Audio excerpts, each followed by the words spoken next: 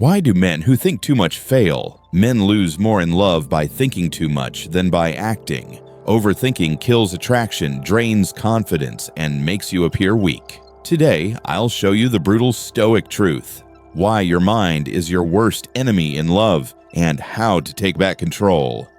First, overthinking doesn't just cause stress. It destroys your natural masculine energy.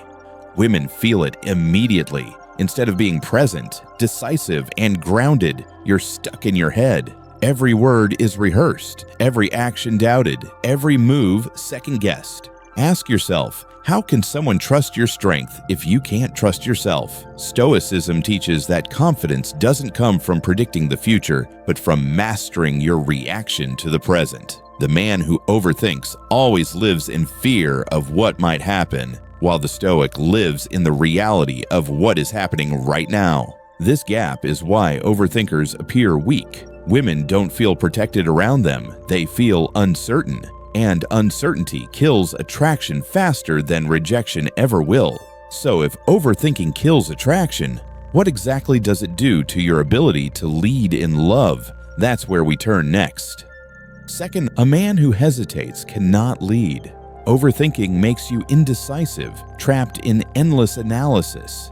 You think leadership means never making mistakes, but Stoicism shows true leadership means owning mistakes without fear. Women crave a man who can act with clarity, not one frozen by doubt. When you overthink, you hand over control. You let your emotions, fear, anxiety, insecurity, become the leaders of your life. But a Stoic knows, emotions are guides, not masters.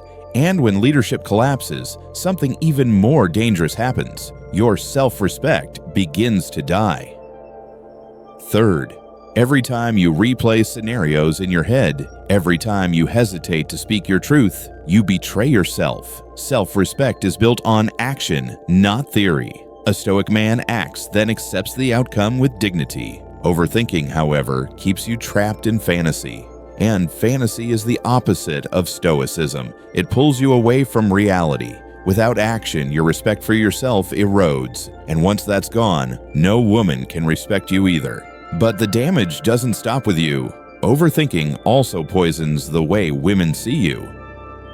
Fourth, women are intuitive. They may not read your thoughts, but they feel your hesitation, the pause before you speak, the doubt in your eyes, the way you replay conversations instead of moving forward. To them, overthinking looks like weakness. And Stoicism teaches us, no one respects a man who cannot govern himself. If you can't control your own mind, how can you handle the storms of life?